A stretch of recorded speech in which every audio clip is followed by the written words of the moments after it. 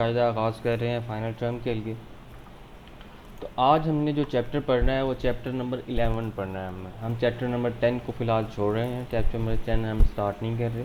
Chapter number हम 11 पढ़ रहे हैं। चैप्टर नंबर 11 आपका जो लेजर अकाउंट्स का चैप्टर है, जो कि आपके मिड टर्म के अंदर 4th या 5th चैप्टर है, उसके साथ ये इंटरलिंक्ड है। या ये समझ लें कि अगर आपको वो लेजर अकाउंट्स आते हैं तो ये भी आपको आ जाएगा फ़ौरन से, जस्ट आपको थोड़ा सा बताने की ज़रूरत पड़ेगी। तो लेजर अकाउंट्स की तरह ही हमने बनाना है, और इसमें से आपके मिड टर्म के अंदर भी एमसीक्यूज़ आए हुए थे, कुछ चीज़ें पूछी गई थी जबकि हमें उसमें नहीं बताई गई हुई। तो तो हमने कौन सा चैप्टर पढ़ना है? चैप्टर नंबर 11 है, इसका नेम है कंट्रोल अकाउंट्स। कंट्रोल अकाउंट्स क्या होते हैं और कंट्रोल अकाउंट्स हम क्यों बनाते हैं? तो कंट्रोल अकाउंट्स बेसिकली इसलिए बनाए जाते हैं आपके पास कि आप जी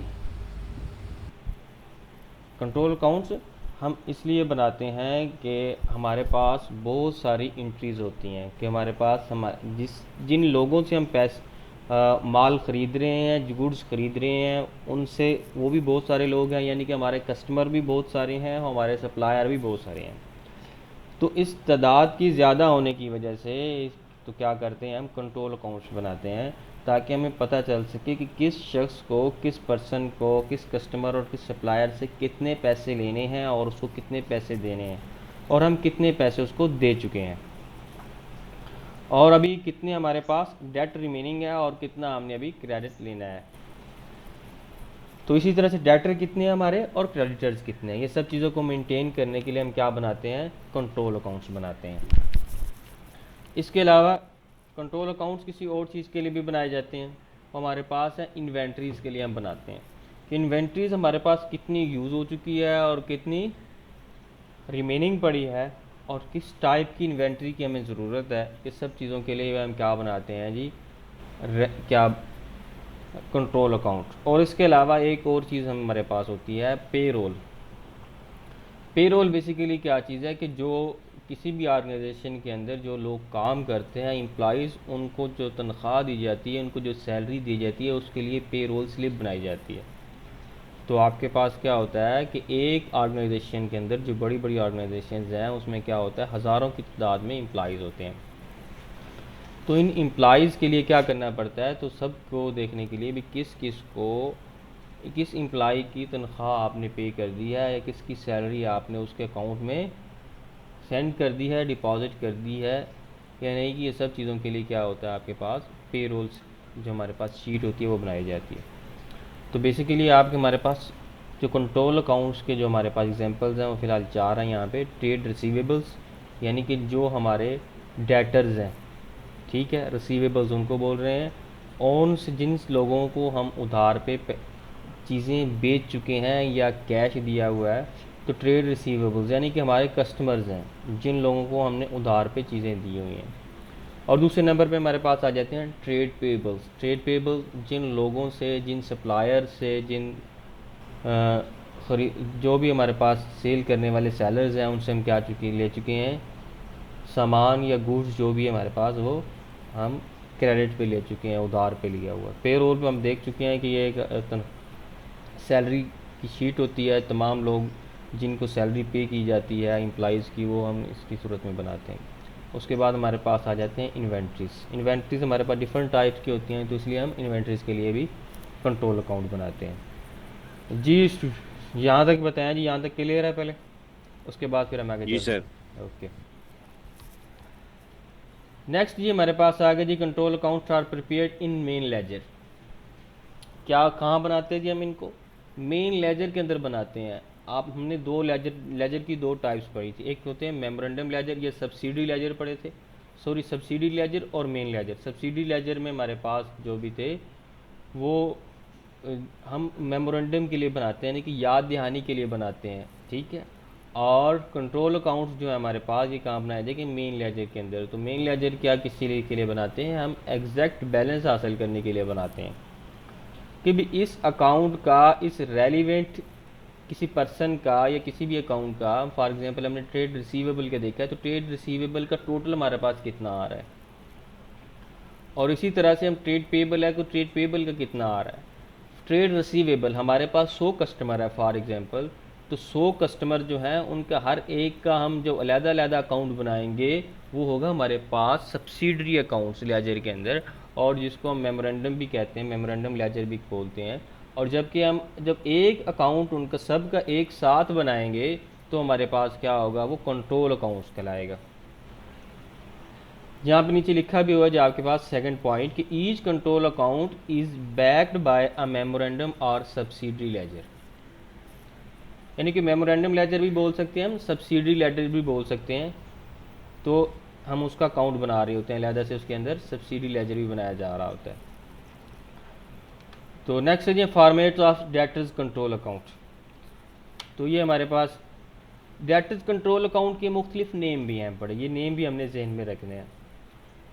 तो अगर इन नेम में से कोई भी नेम पूछ लिया जाए तो, या इन से रेलिवेंट कोई भी क्वेश्चन पूछ लिया जाए तो हमें उधर कंफ्यूज नहीं हो जाना, हमें परेशान नहीं हो जाना भी ये क्या पूछ लिए गया। तो सबसे पहले हमें सेल्स लेजर कंट्रोल अकाउंट, और उसके बाद है टोटल डेटर्स कंट्रोल अकाउंट, फिर sundry debtors control account and trade receivables control account. यानी आप देख सकते हैं इन सब के अंदर कॉमन क्या बात आ रही है, सब के अंदर कंट्रोल अकाउंट कॉमन आ रही है हमारे पास। तो सेल्स लेजर कंट्रोल अकाउंट भी हमारे पास डेटर्स के रेलिवेंट ही होता है, और टोटल डेटर्स या सन्ड्री डेटर्स ये आपके पास एक ही बात है, कंट्रोल अकाउंट साथ में है। उसके बाद ट्रेड रिसीवेबल्स, तो आपके बात ये आपने पल्ले बांध देनी है कि रिसीवेबल्स वो होते हैं जो हमारे कस्टमर्स होते हैं जिनको हमने उधार पे चीज़ें सेल की होती हैं, ठीक हो गया, और उनसे हमने पेमेंट अभी लेनी होती है, वो हमारे पास क्या हो जाते हैं, ट्रेड रिसीवेबल्स कंट्रोल अकाउंट। तो सेल्स के साथ लेजर अकाउंट कंट्रोल अकाउंट भी आएगा, और उसके बाद टोटल डेटर्स अकाउंट या सन्ड्री डेटर्स कंट्रोल अकाउंट, या फिर ट्रेड रिसीवेबल्स कंट्रोल अकाउंट। ये सभी नाम किसके हैं, डेटर्स कंट्रोल अकाउंट के नाम है। ये डेटर्स के लिए जो हम लेजर बनाते हैं मेन लेजर कंट्रोल अकाउंट का, वो ये इन चारों नामों में से किसी एक नाम के साथ ही बुलाया जा सकता है, या चारों नाम में से कोई भी एक नाम पूछा जा सकता है, कोई भी लिख सकते हैं। ये हमारे पास फॉर्मेट आ गया, ठीक है जी। इस फॉर्मेट के साथ हमने क्या, एक मिनट,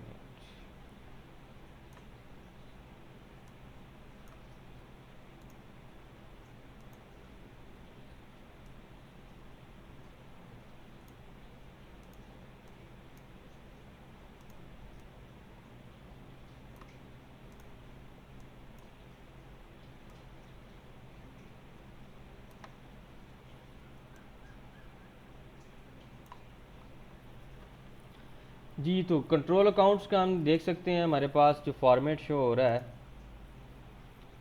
जी आपको सही तरह से शो हो रहा है, ये बताएं प्लीज़ सबसे पहले तो।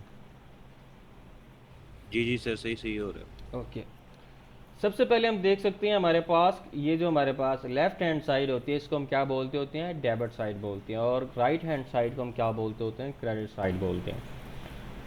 तो आप देख सकते हैं यहाँ पे उन्होंने नेम दिए हुए हैं डेटर्स कंट्रोल अकाउंट या ट्रेड रिसीवेबल कंट्रोल अकाउंट, ठीक है। यानी कि अकाउंट को हम A/C के साथ भी लिख सकते हैं। ये A/C जो लिखा होता है इसको अकाउंट बोला जाता है और पढ़ा जाता है, ठीक है। अब सबसे पहले क्या है हमारे पास लिखा हुआ आ रहा है, ओपनिंग डेबिट बैलेंस, आगे नीचे हमारे B और /F लिखा हुआ है, इसको हम बोलते होते हैं, इसको पढ़ते होते हैं brought forward. Brought forward mean कि लास्ट ईयर जो आपने कंट्रोल अकाउंट बनाया था उसका जो बैलेंस निकाला था, बैलेंस निकालना हम सीख चुके हैं जी। बैलेंस निकालना आता है जी, आपको पता है कैसे हम बैलेंस निकालते हैं जी? जी जी अजीम या उमैर आप बताएं काइंडली। तो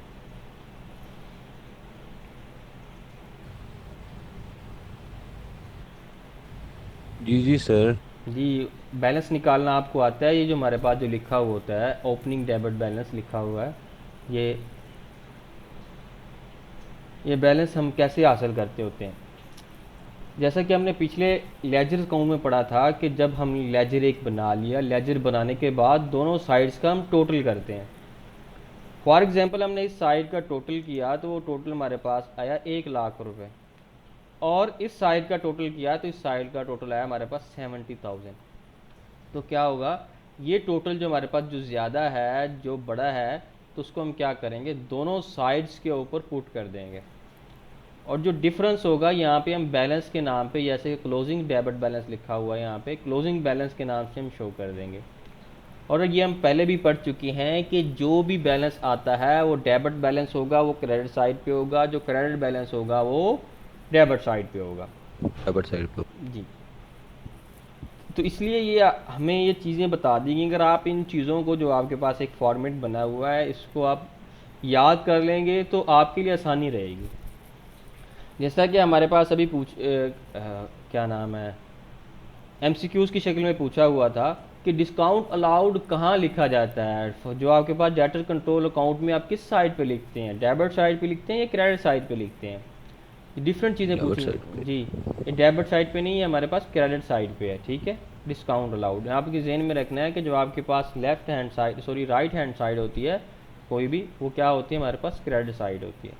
तो ये देख सकते हैं, ये हमारे पास ओपनिंग बैलेंस जो डेबिट बैलेंस लिखा हुआ ब्रॉड फॉरवर्ड मीन्स कि हमने ये जो लास्ट ईयर का बैलेंस था, जो लास्ट अकाउंटिंग पीरियड का बैलेंस था, वो हमारे पास कौन सा बैलेंस था, डेबिट बैलेंस था। यानी कि क्रेडिट साइड पे जैसे लिखा हुआ क्लोजिंग डेबिट बैलेंस। ये कैरी फॉरवर्ड साथ में C/F लिखा हुआ, कैरी फॉरवर्ड मीन कि नेक्स्ट अकाउंटिंग पीरियड में, नेक्स्ट रिपोर्टिंग पीरियड में जब हमने बनानी है इस कंट्रोल अकाउंट को बनाना है, तो वहाँ पे हम इसको क्या कर देंगे, आगे फॉरवर्ड कर देंगे, उस आगे ले चलेंगे।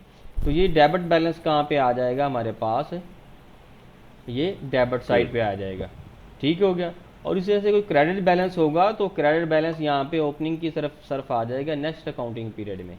आम तौर पर यूजुअली जो रूटीन होती है वो होता है कि आपके पास जितने भी कस्टमर्स होती हैं, डेटर्स कंट्रोल अकाउंट का बैलेंस जो होता है हमारे पास, वो डेबिट बैलेंस होता है। ये नीचे आप देख भी सकते हैं कि ओपनिंग डेबिट बैलेंस यहाँ पे लिखा हुआ है जी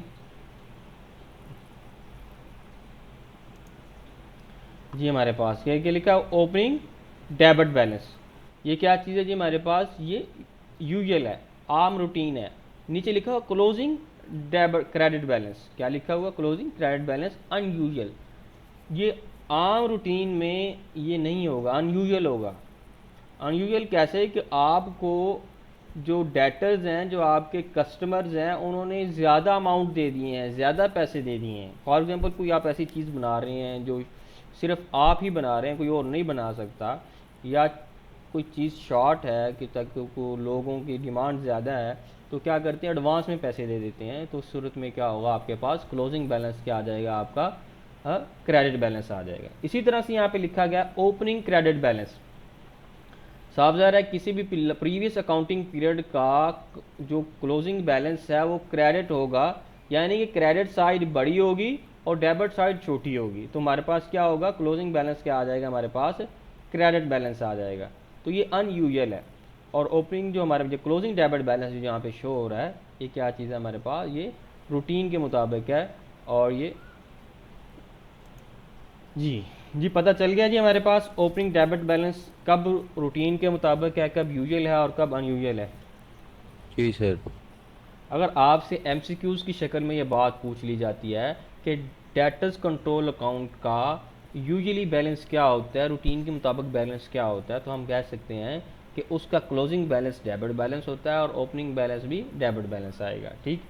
और इसी तरह से अनयूजुअल क्या होगा कि क्लोजिंग बैलेंस भी हमारे पास क्रेडिट आएगा और ओपनिंग बैलेंस भी हमारे पास क्या आएगा, क्रेडिट आएगा। क्रेडिट, ठीक हो गया। तो सबसे पहले क्या होगा जी हमारे पास लेफ्ट हैंड साइड पे ओपनिंग हम क्या लिखते होते हैं, डेबिट बैलेंस ब्रॉड फॉरवर्ड। अगर आपके पास आप पहले साल में कंट्रोल अकाउंट बना रहे हैं तो आपके पास ये ओपनिंग बैलेंस नहीं होगा, opening debit balance brought forward नहीं होगा। तो हम पढ़ चुके हैं कि हमने क्या बनाने होते हैं कि डेटर्स या कंट्रोल, जैसे कि हम सेल्स अकाउंट बनाते हैं, हम मेन लेजर के अंदर जिस तरह कि हमने सेल्स अकाउंट या परचेज अकाउंट पढ़ना सीखा है, सब्सिडी लेजर जो हम बना रहे होते हैं परचेज के हवाले से और उसके हवाले से, सॉरी थोड़ा सा मैं आपको गलत बता गया हूँ। हम परचेज अकाउंट तो लेजर के अंदर बनाते हैं, हम जो जर्नल बनाते हैं, एक हम बनाते हैं सेल्स जर्नल, दूसरे बना रहे होते हैं परचेज जर्नल। सेल्स जर्नल या परचेज जर्नल के अंदर सिर्फ और सिर्फ हम क्रेडिट ट्रांजैक्शन को लिख रहे होते हैं। हमने पढ़े थे 3-4 टाइप के जर्नल। सबसे पहले पढ़ा था हमने जनरल जर्नल, जिसमें हम हर किस्म की ट्रांजैक्शन को पुट करते जा रहे थे। उसके बाद हमने पढ़े थे कुछ सब्सिडी, मतलब कि इसके बाद कुछ और जर्नल पढ़े थे सब डिवीजन ऑफ जर्नल में। तो और हमने वो क्या पढ़े थे, वो ये हमने पढ़ा था जिसमें परचेज जर्नल, सेल्स जर्नल, और इनके साथ एक और लिंक्ड है, एक परचेज रिटर्न जर्नल और सेल्स रिटर्न जर्नल। इन सब के अंदर हमने कौन सी ट्रांजैक्शन लिखनी होती है, जो कि उधार पे हुई होती है। तो इसीलिए यहाँ पे हमारे पास ये सेकंड पॉइंट पे आ रहा है क्रेडिट सेल इनवाइस, यानी क्रेडिट सेल क्या, इनवाइस इशूड। जब हम क्रेडिट सेल करते हैं तो उसके लिए हम इनवाइस देते हैं। तो आपको ये पता होना चाहिए इनवाइस क्या चीज़ है। ये सपोर्टिंग डॉक्यूमेंट्स है, ये एविडेंसी डॉक्यूमेंट है, एविडेंटरी डॉक्यूमेंट्स है, ठीक है। इनवाइस क्या चीज़ होती है, ये क्रेडिट सेल के लिए, क्रेडिट जो भी हम ट्रांजेक्शन करते हैं, जो हम सेल करते हैं, बेचते हैं, उसके लिए इनवाइस यूज़ होती है। तो क्रेडिट सेल सेकंड नंबर पे आपके पास यहाँ पे आएगा। उसके बाद यदि यानी कि ये जो चीज़ें हमारे पास हैं, इनसे क्या होता है, हमारा डेटर्स कंट्रोल अकाउंट का बैलेंस बढ़ रहा है। नेक्स्ट ये हमारे पास आ जाए रिफ़ंड टू डेटर्स, कुछ रिफ़ंड कर दिया हमने डेटर्स को, कुछ ज़्यादा हुआ है तो। उसके बाद चेक डिसऑनर्ड, कुछ चेक हमें डेटर्स ने दिया है लेकिन डिसऑनर हो गया, इससे भी क्या होगा, हमारे पास डेटर्स का हमारे पास क्या हो जाएगा, अकाउंट जो बैलेंस जो है हमारे पास वो बढ़ेगा। उसके बाद bill receivable dishonoured, bill receivable dishonoured भी हमारे पास यहीं पे आएगा। इंटरेस्ट चार्ज टू डेटर्स, क्या होता है, कुछ ऑर्गेनाइजेशन अपने कस्टमर्स को जो चीज़ सेल कर देते हैं तो उसके बाद कहते हैं इतने डेज़ के अंदर या इस पीरियड के अंदर, फॉर एग्जांपल 1 मंथ, 2 मंथ या 3 मंथ या 15 डेज़ के अंदर आपने पे करना है। क्या करनी है, ये जो आपने चीज़ें परचेज़ की इसको पे करना है। अगर इस दौरान आप चीज़ पे नहीं करेंगे तो क्या होगा, तो आपके ऊपर इंटरेस्ट चार्ज किया जाएगा। तो इसलिए वो इंटरेस्ट जब हम चार्ज करेंगे तो interest charge to debtors account आएगा। तो सबसे पहले यानी कि ये 4-5 चीज़ें जो हमने पढ़ी हैं ये कहाँ पे आएंगी, डेबिट साइड के ऊपर आएंगी। और क्लोजिंग बैलेंस अगर कोई है तो वो भी हमारे पास, जो कि यूजुअली नहीं होता, अनयूजुअल है, वो आएगा तो वो भी क्रेडिट साइड पे लिखा जाएगा। ये उसके बाद क्रेडिट साइड पे आ जाएं तो सबसे पहले क्या होगा, opening credit balance brought forward आ गया, यानी कि अगर लास्ट अकाउंटिंग पीरियड का बैलेंस क्रेडिट था तो हम यहाँ पे क्रेडिट साइड पे लेकर आएंगे। इट मीन्स, इसका मतलब क्या है कि क्रेडिट बैलेंस है, यानी कि हम एडवांस में या ज़्यादा पैसे हम ले चुके हैं किससे, डेटर से। तो अगर कोई एमसीक्यूज की शक्ल में आ जाता है, अगर ओपनिंग बैलेंस ब्रॉड फॉरवर्ड यानी क्रेडिट हो किसका, डेटर्स कंट्रोल अकाउंट का, तो इसका क्या मकसद है, उसका क्या मतलब है, उसका क्या मीनिंग लिया जाएगा। उसका ये मतलब है कि आप डेटर से, जो आपका कस्टमर है, उससे ज़्यादा पैसे ले चुके हैं, अमाउंट आप ज़्यादा ले चुके हैं। नेक्स्ट नंबर हमारे पास आ रहा है जी कैश रिसीव्ड फ्रॉम डेटर्स। एक और मैं आपको जो है कि वो याद दिलाने के लिए या एक ट्रिक बताता जाऊं कि आपने जो भी डेबिट साइड पे जितनी भी चीज़ें लिखनी है उनसे क्या होगा, डेटर्स का बैलेंस बढ़ेगा, यानी कि उससे आपने जो पैसे लेने हैं वो बढ़ेंगे। और इस साइड पे जितनी भी चीज़ें लिखेंगे उससे हम डेटर से हम पैसे रिसीव करेंगे, ये डेटर्स का जो अमाउंट है वो क्या होगी, कम होगी। क्या होगी, डेटर्स की जो टोटल अमाउंट है वो कम होगी, उससे डेटर्स का बैलेंस कम होगा, यानी कि हमारे ट्रेड रिसीवेबल्स कम होते जाएंगे। जो क्रेडिट साइड पे चीज़ें लिखी होंगी लिखेंगे, और जो डेबिट साइड पे लिखी जाएंगे उनसे ट्रेड रिसीवेबल्स जितने भी हमारे पास हैं वो इंक्रीज़ होंगे, बढ़ते हैं। इंक्रीज़ होंगे, बढ़ेंगे, ठीक है। तो सबसे कैश रिसीव फ्रॉम डेटर्स, जब हम कैश रिसीव करेंगे डेटर से फॉर एग्जांपल, तो उसके लिए हम क्या लिखते होते हैं, उसके लिए हम क्या करते होते हैं, कैश जो हमारे पास डेबिट होता है और डेटर्स कंट्रोल अकाउंट या डेटर्स अकाउंट को हम क्रेडिट कर रहे होते हैं, इसकी बैक एंड पे एंट्री की तरफ जाएं तो नेक्स्ट हमारे पास है जी चेक रिसीव्ड फ्रॉम डेटर्स। अगर हम चेक की सूरत में पेमेंट लेते हैं तब भी होगा, तो यानी कि हमारे पास ये डेटर्स कंट्रोल अकाउंट क्रेडिट हुआ है किस वजह से, चेक रिसीव्ड फ्रॉम डेटर्स की वजह से। उसके बाद bill receivable accepted by debtors, ये जो बिल हम यहाँ पे कह रहे थे ना डिसऑनर्ड हो गया, ये बिल रिसीवेबल है हमारे पास। एक हमारे पास बिल्स ऑफ एक्सचेंज का एक चैप्टर होता था, वो आप एक्सक्लूड कर दिया गया मेरे ख्याल में यहाँ पे आपके।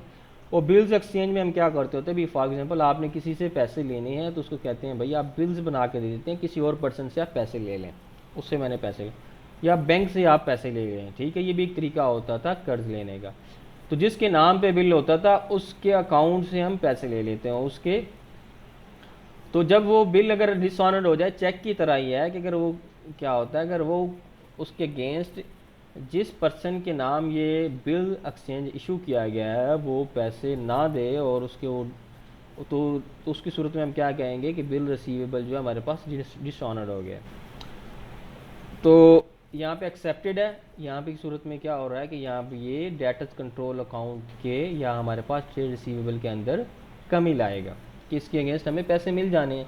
अगर जब ये डिसऑनर हो जाएगा तो देख सकते हैं यहाँ पे लिखा गया है कि इसके अगेन इसका बैलेंस बढ़ जाएगा, ट्रेड रिसीवेबल फिर बढ़ जाएंगे। और इसी तरह से हमारे पास चेक की सूरत में है, चेक डिसऑनर्ड हो जाएगा। अगर चेक रिसीव कर लिया है तो कंट्रोल अकाउंट के यानी कि डेटर्स के अकाउंट के अंदर हम क्रेडिट साइड पे लिखेंगे, इसका क्या मतलब है, रिसीवेबल के अंदर कमी आ रही है। और इसी तरह से बिल के साथ है कि बिल हम क्रेडिट साइड पे लिखेंगे, इससे क्या आ रही है, रिसीवेबल के अंदर कमी आ रही है। ठीक है। और डिस्काउंट अलाउड ऑलवेज हम क्या लिखते होते हैं, क्रेडिट साइड पे। क्यों क्रेडिट साइड पे लिखते हैं, ये हमारा एक्सपेंस है। ठीक है, ये क्रेडिटर के लिए एक्सपेंस होता है और डेटर के लिए इनकम होता है। डेटर कंट्रोल अकाउंट कौन बनाता होता है जी, क्रेडिटर्स खुद बनाता है, यानी कि बिजनेस बनाता है, जो बिजनेस उधार पे चीज़ें दे रहा होता है। तो डिस्काउंट अलाउड की सूरत में भी हमारे पास क्या होता है कि हमारे रिसीवेबल के अंदर कमी आ रही है। इसी तरह से बैड डेट्स हैं। बैड डेट्स की सूरत में क्या होता है, आपने एक कस्टमर्स को 1 लाख रुपए का सामान बेचा, उसने आपको 70,000 रुपये दे दिए हैं और 30,000 रुपये नहीं दे रहा, और साल गुजर गए हैं, कोई 5-7 साल गुजर गए हैं, आप पूछने जाते हैं टाल मटोल से काम ले रहा है, तो आप आखिरकार आप तंग आ कहते हैं भाई छोड़ दें, हम ये समझें पैसे डूब गए हैं। तो ये जब ये आप समझेंगे तो क्या होगा, रिसीवेबल कंट्रोल अकाउंट के रिसीवेबल जो आपके एसेट्स हैं, तो एसेट्स में कमी किस तरह आएगी, बैड डेट्स में। इसमें लिए आप यहाँ से एक बार इसको लेस कर देंगे तो खाता क्लोज, यानी कि बैड डेट्स की सूरत में आपने जान छुड़वा ली। तो नेक्स्ट हमारे पास आ रहा है जी सेल्स रिटर्न। सेल्स रिटर्न में आपने एक ए को आपने क्या किया है, ए को बी ने चीज़ें सेल की हैं,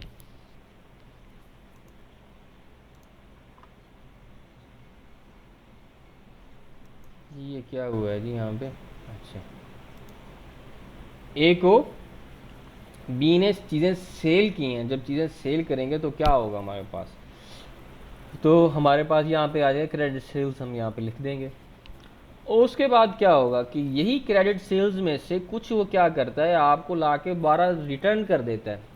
जब रिटर्न करेगा तो क्या होगा, आपके रिसीवेबल्स के अंदर कमी आएगी। ठीक है, उसके में आपको लेस करना होगा। अगर आप उन गुड्स को एक्सेप्ट कर लेंगे, जब आप एक्सेप्ट कर लेंगे तो आप एक डॉक्यूमेंट इशू करते होते हैं जिसको हम क्रेडिट नोट बोलते हैं। तो क्रेडिट नोट इशूड जब हम करेंगे तो इस मीन ये एविडेंस के तौर पर हम यूज़ करेंगे। नेक्स्ट आपके पास आ रहा है कॉन्ट्रा या सेट ऑफ या बैलेंस ट्रांसफर। ये क्या चीज़ है हमारे पास, कॉन्ट्रा हम पढ़ चुके हैं कि ऐसे अकाउंट्स होते हैं, ये ऐसी एंट्रीज होती हैं जो अपने ओरिजिनल अकाउंट से जाके लेस होते हैं। सेट ऑफ का मतलब भी यही है कि उधर ज़्यादा इधर कम है तो एक दूसरे के साथ। फॉर एग्जांपल जैसा कि आप दो पढ़ रहे हैं, कुछ अजीम और उमैर, अगर आप दोनों कारोबार कर रहे हैं, फॉर एग्जांपल किस चीज़ का कारोबार, इलेक्ट्रॉनिक्स का कारोबार कर रहे हैं, और आप कुछ सामान उमैर क्या करता है वो अजीम से ख़रीदता है और अजीम कुछ सामान उमैर से ख़रीदता है, यानी कि एक दूसरे के सेलर भी हैं और एक दूसरे के कस्टमर भी हैं। इन सूरत में क्या होगा कि ऐसा भी हो सकता है कि उमैर ने अजीम से 1 लाख रुपए का सामान मंगवाया है और अजीम ने उमैर से 1.5 लाख रुपए का सामान मंगवाया है। तो इसी तरह से जब हम आपस में सेट ऑफ करेंगे, 1 रुपया भी पे नहीं किया तो क्या होगा, 1 लाख रुपया तो आपस में सेट ऑफ हो जाएगा। तो अजीम ने जो 1.5 लाख रुपए का सामान मंगवाया तो अजीम ने तो इसी तरह से सिर्फ 50,000 रुपये उसको देना होगा, यानी कि अजीम ने उमैर को सिर्फ कितने पैसे देने हैं, 50,000 रुपये। तो ये हमारे पास हो जाएगा कॉन्ट्रा हो गया, इन सेट ऑफ हो गया, आपस में बैलेंस ट्रांसफर्ड हो गया। तो इस तरह की एंट्री भी हम करते होते हैं, रिकॉर्ड करते हैं, यानी कि एक ही पर्सन, अगर दोनों फर्म्स या दोनों बिजनेस एक दूसरे के कस्टमर भी हैं, एक दूसरे के सेलर भी हैं, तो तब हम सेट ऑफ का करते होते हैं। ये जो चीज़ें हमने अभी पढ़ी हैं यहाँ पे, ये अकाउंट्स को हमने डिस्कस किया है, इनकी कुछ समझ आई है, कुछ बात पल्ले पड़ी है तो बताएं जी, फिर हम ज़रा इसको सॉल्व करते हैं। जी जी सर, समझ गई है। ओके, चलें फिर आगे हम ज़रा चलते हैं। इंपॉर्टेंट टिप्स दी गई हैं हमारे पास। Opening balances are placed at their side of nature, यानी कि हमें ये closing balances are placed at the side at the opposite side to their nature. अब जैसा कि हमने यहाँ पे पढ़ा है, क्या पढ़ा है हमने जी, हमने ये पढ़ा है कि यहाँ पे ओपनिंग डेबिट बैलेंस लिखा हुआ है ब्रॉड फॉरवर्ड, यानी कि ओपनिंग बैलेंस नहीं लिखा हुआ, जस्ट डेबिट बैलेंस भी लिखा हुआ है। यानी कि हमारे पास क्या था, ओपनिंग बैलेंस साइड के मुताबिक लिखा जाता है, जो साइड की होगी उसी साइड के मुताबिक। और यहाँ पे देख सकते हैं ओपनिंग बैलेंस के साथ क्रेडिट बैलेंस भी लिखा हुआ है, यानी कि ये जो हमने लिखा है ये क्रेडिट बैलेंस आया था लास्ट काउंटिंग पीरियड में, तो ये हमने उसी साइड पे लिखा है। उसके बाद ये देख सकते हैं डेबिट बैलेंस, हमने क्या पढ़ा है कि opposite to the nature side पे हम लिखते होते हैं, देखिए नेचर के अपोजिट साइड पे यहाँ पे बताया गया है। और इसी तरह से क्रेडिट बैलेंस भी हमारे पास अपोजिट टू द नेचर में बताया गया है। अच्छा जी, तो इसी तरह से हमारे पास क्रेडिटर्स कंट्रोल अकाउंट भी है। तो क्रेडिटर्स कंट्रोल अकाउंट के डिफरेंट नेम है, तो इसको से पहले हम डेटर्स को ज़रा डिस्कस कर लें, फिर उसके बाद इसको डिस्कस करते हैं। हाँ जी, तो ताकि हमें एक चीज़ क्लियर हो, फिर उसके बाद आगे हम चलते हैं।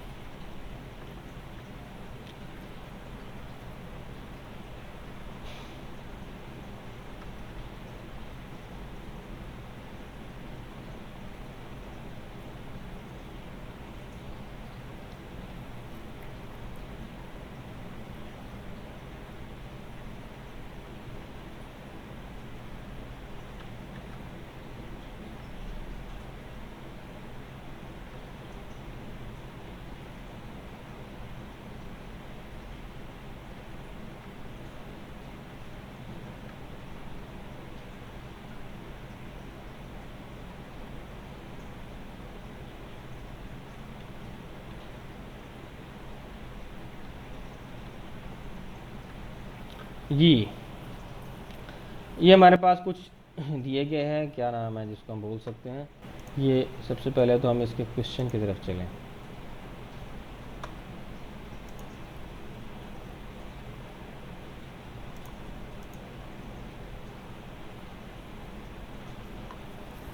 क्वेश्चन किधर इसका है, यहाँ पे ये क्या चीज़ है ये,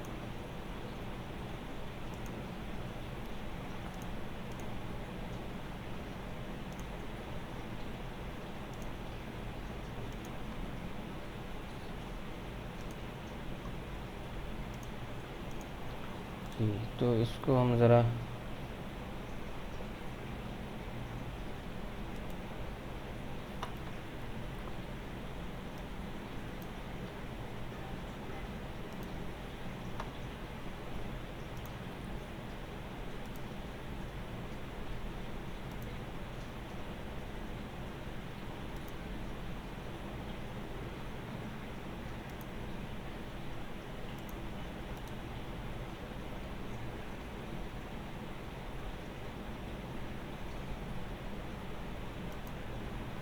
जी,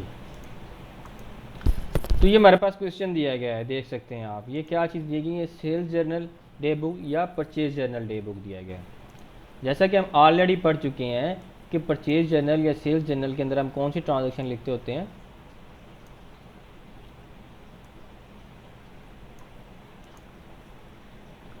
हम इसके अंदर सिर्फ और सिर्फ वो ट्रांजैक्शन लिखते हैं जो कि हमने उधार पे दी हैं या उधार पे सेल किए हैं, या इसी तरह से हम सेल्स जर्नल के अंदर जो हमने उधार पे बेची हैं। तो यहाँ पे हम देख सकते हैं, तो हमने क्या हुआ, ये डिफरेंट लोगों को हमने क्या चीज़ें की हैं, सेल की हैं। ओ है, पी है, Q, O, R, Q, P, तो टोटल कितना बन रहा है हमारे पास, 23,000 बन रहा है। ये किसका मतलब है कि ये तमाम के तमाम लोग हमारे कस्टमर्स हैं, हमारे डेटर्स हैं, इनको हमने उधार पे चीज़ें बेची हैं, तो 30,000 रुपये की चीज़ें बेची हैं। तो जब 30,000 की चीज़ें बेची हैं तो हम देखते हैं क्या हो रहा है हमारे पास। तो हमने ओपनिंग बैलेंस ब्रॉड फॉरवर्ड 0 है, सेल्स हमने लिखा हुआ है तो 23,000, तो ये हमारे पास 23,000 आ चुका है। तो नेक्स्ट इसी तरह से हमारे पास क्या होता है, तो हमने कुछ उसके अगेंस्ट पैसे भी रिसीव किए हुए हैं। अच्छा जी, ये हमारे पास कुछ रिटर्न भी आए हैं, क्या है, सेल्स रिटर्न में क्या आया है, पी ने हमें रिटर्न किए हैं 500 की चीज़ें, क्यू ओ ने किए हैं हमें 1500 की, और क्यू ने किए हैं 1000 की, तो टोटल कितना बन रहा है 3000। हमने कितने 3000 की हमारे पास सेल्स रिटर्न आई है। तो इसको क्या करेंगे हम, सेल्स रिटर्न किस साइड पे लिखते होते हैं, कौन बताएगा जी। ये देख सकते हैं, ये सेल रिटर्न हम लिखते हैं क्रेडिट साइड के ऊपर, क्योंकि डेटर यार ये हमारे पास जितने भी ये जो रिसीवेबल अकाउंट होते कंट्रोल अकाउंट होता है इसमें कमी लाती। तो सेल रिटर्न हमारे पास ये देख सकते हैं हमने 3000 लिखा हुआ है यहाँ पे। और उसके बाद और चीज़ें हम देखते हैं यहाँ पे कि क्या क्या हमें बताया गया यहाँ पे बैड डेट्स अकाउंट हमें बताया गया, ये बुक्स ऑफ रीजनल एंट्रीज के मुताबिक कि बैड डेट्स अकाउंट हमारे पास 500 का है, किससे जी ओ से हमने किया है। तो जब ओ कल में लेजर बनाएंगे तब भी हम करेंगे। यहाँ पे हम देखते थे, ये देखें बैड डेट्स 500 हमने लिखा हुआ है। और उसके बाद हम आगे चलते हैं, क्या कोई हमने किसी से पैसे लेते हुए उसको किसी को डिस्काउंट दिया है। ये देख सकते हैं हमारे पास, ये हमारे पास डेटर्स कंट्रोल यानी कि हमारे पास आ रहा है। तो हमने पी को 100 का दिया है और क्यू को 50 रुपीज़ का हमने क्या दिया है, टोटल की सूरत में डिस्काउंट दिया 150 का। और टोटल अमाउंट कितनी हम रिसीव कर चुके हैं, 11,850 रुपीज़ के साथ हमने रिसीव किया अमाउंट। तो 11,850 अमाउंट हमारे पास आ रही है। तो इसी तरह से हम इस मेन लेजर के अंदर ये देखते हैं, ये हमारे पास जितना भी, तो ये दूसरा आ गया, ये देख सकते हैं। तो डिस्काउंट अलाउड हमारे पास 150 आ रहा है और कैश रिसीव हम कितना कर चुके हैं, 11,850। तो जब हमने टोटल किया दोनों साइड्स का तो क्या देखते हैं, 23,000 की अमाउंट ही ज़्यादा आई और इसी साइड पे भी हमने लिख दिया। तो क्लोजिंग बैलेंस हमारे पास क्या आ गया है, 7500। ये आपके पास जो क्लोजिंग बैलेंस आया है इसके साथ हमने कुछ लफ्ज़ वर्ड नहीं लिखा हुआ, न डेबिट लिखा हुआ न क्रेडिट लिखा हुआ है। तो ये कैसे पता चलेगा कि हमारे पास ये बैलेंस डेबिट बैलेंस है या क्रेडिट बैलेंस है? जी आप में से बताएं ज़रा जी, आप लोग मुझे।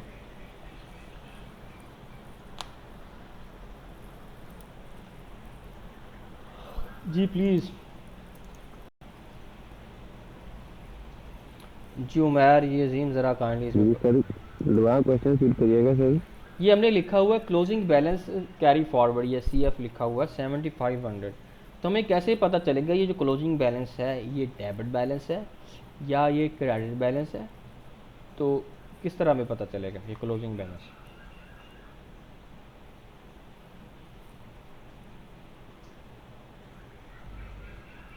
अच्छा, जी हम ये पहले भी कई बार डिस्कस कर चीज़ें कर चुके हैं, अभी भी डिस्कस किया है। तो ज़रा बताएंगे आप लोग।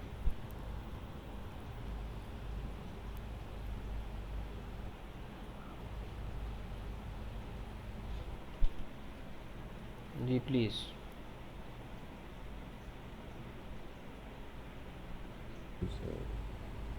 भाई चेंजिंग पेमेंट।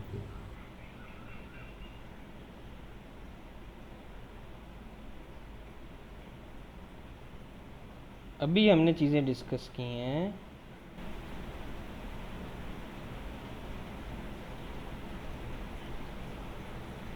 और मेरे भाई हम पढ़ चुके हैं कि हमने जितना भी बैलेंस लिखना होता है, जो अगर क्लोजिंग बैलेंस अपनी नेचर की अपोजिट साइड पे लिखा जाता है। क्लोजिंग बैलेंस क्या लिखते होते हैं, अपनी नेचर के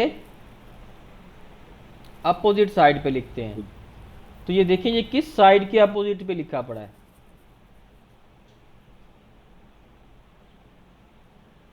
डेबिट की साइड पे लिखा पड़ा है प्रोजेक्ट। जी डेबिट के अपोजिट लिखा पड़ा है। तो क्या मतलब हुआ, कौन सा बैलेंस होगा ये डेबिट बैलेंस होगा, ठीक है। तो क्लोजिंग बैलेंस यहाँ पे हमारे साथ कोई भी हम वर्ड नहीं साथ में लिखेंगे, क्लोजिंग डेबिट बैलेंस, जैसे हम क्लोजिंग बैलेंस लिखेंगे। और क्या होगा ये हमने खुद से समझना है, हमें खुद से ये आइडिया होना चाहिए, पता होना चाहिए, बैक एंड पे हमारे माइंड में ये कंसेप्ट होना चाहिए कि क्योंकि हम ये साइड हमारे पास डेबिट साइड बड़ी है और क्रेडिट साइड कम है, तो इसलिए जो डिफरेंस आएगा वो हमने क्रेडिट साइड पे लिखना है और उसको नाम हमने क्लोजिंग बैलेंस का देना है। तो ये बैलेंसिंग फिगर का नेम देंगे। तो ये जो हमारे पास बैलेंसिंग आएगा, अगर ये देखना है हमने ये किस साइड पे है, ये क्रेडिट साइड पे है या डेबिट साइड पे। अगर क्रेडिट साइड पे है तो इसका मतलब ये डेबिट बैलेंस है। अगर ये होता हमारे पास डेबिट साइड के ऊपर तो हम इसको बोलते हैं ये क्रेडिट बैलेंस है। तो इसके पूछे हम हमारे पास रूल क्या है, कॉन्सेप्ट क्या है कि जो जितना भी हमारे पास क्लोजिंग बैलेंस होगा, closing balance always written in opposite side, opposite their nature side, natural side. तो यहाँ पे हमारे पास नेचुरल साइड कौन सी है, डेबिट साइड है। तो इसको लिए हमने यहाँ पे इसको लिखा है दूसरे के ऊपर। जी यहाँ तक बताएं जी, जो जो बात आपको कंफ्यूज कर रही है, समझ नहीं आई, उसको हम ज़रा रिवाइज़ कर लेते हैं। तो प्लीज़ ज़रा बताइएगा। तो आज के लिए इतना ही है, तो फिर नेक्स्ट में हम ज़रा स्पीड खींचेंगे ताकि आप लोग कुछ ठीक सर।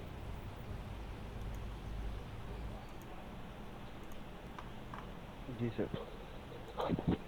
ये बताएंगे यहाँ तक समझ आ गई आप लोगों को चीज़ों की। जी सर। ओके, उसके बाद हमारे पास कॉन्ट्रा एंट्री को हम ज़रा डिस्कस कर लेते हैं। कॉन्ट्रा एंट्रीज, ठीक है। कॉन्ट्रा एंट्रीज हम कैसे करते होते हैं? कॉन्ट्रा एंट्रीज के हवाले से जैसा कि हमें बताया गया, contra entry appear in debtor as well as creditor. क्या हो, क्योंकि डेटर या क्रेडिटर क्या होते हैं, एक दूसरे के क्रेडिटर्स हैं। जैसा कि मैं आपको एग्जांपल आपको दे चुका हूँ, ये जो आप लोगों ने क्लास 10 कर रहे हैं कि भी अजीम ने उमैर से चीज़ें ख़रीदता है और उमैर अजीम से चीज़ें ख़रीदता है, तो क्या होगा, एक दूसरे के डेटर्स भी हैं, क्रेडिटर्स भी हैं। सेटअप। जी, तो कॉन्ट्रा हाँ एंट्री जी। Behaves opposite to the nature of the account. क्या होगा, बिहेव करती है opposite to the nature of the account. ठीक है, ये इस तरह ये इसका बिहेव होता है, ये इसका हमारा इम्पैक्ट होता है। तो ये हमारे पास सिनेरियो दिया गया कॉन्ट्रा एंट्री का, हम देख सकते हैं।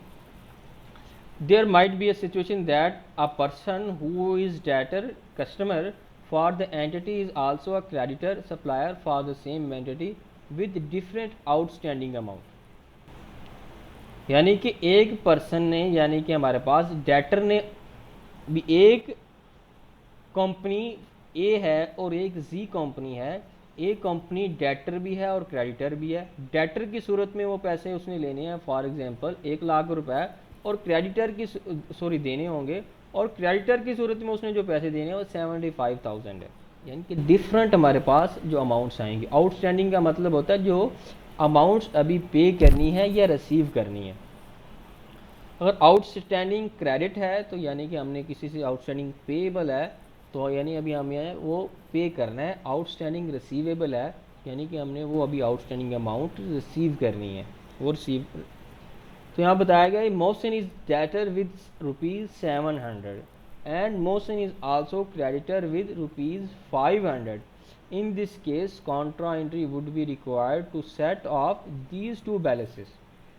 यानी कि मोशन डेटर भी है और क्रेडिटर भी है, लेकिन डेटर कितनी अमाउंट के साथ है, 700 के साथ, और क्रेडिटर कितनी अमाउंट के साथ है, 500 के साथ। तो कॉन्ट्रा एंट्री हम रिकॉर्ड करेंगे। तो कॉन्ट्रा एंट्री के लिए हमें क्या बताया गया है कि Contra entry is always recorded with lower balance of outstanding amount. यानी कि जो हमारे पास लोअर अमाउंट कौन सा आ रहा है, 500 आ रहा है, तो हमने 500 के साथ इसको रिकॉर्ड करना होगा। ठीक है जी, तो हम देख सकते हैं। तो क्रेडिटर्स कंट्रोल अकाउंट हमारे पास डेबिट कर रहे हैं हम इसको, और डेटर्स कंट्रोल अकाउंट को हम क्रेडिट कर रहे हैं 500 के साथ। तो ये एंट्री आपके पास ऐसे ही रहेगी। यानी कि डेटर जो हमारे पास क्या होगा, डेबिट होगा, उसको हम क्रेडिट किया करेंगे, यानी कि जो अपनी नेचर के अपोजिट बिहेव करना है। तो क्रेडिट से जो हमारे पास क्रेडिटर्स होता है उसको हम क्या करते होते हैं, क्रेडिट करते होते हैं। ये हमारे पास डेटर्स को हम क्या करते होते हैं, डेबिट करते होते हैं। तो इसलिए हमने क्या किया हुआ यहाँ पे क्रेडिट किया हुआ है, यानी कि अपोजिट बिहेव करते हैं।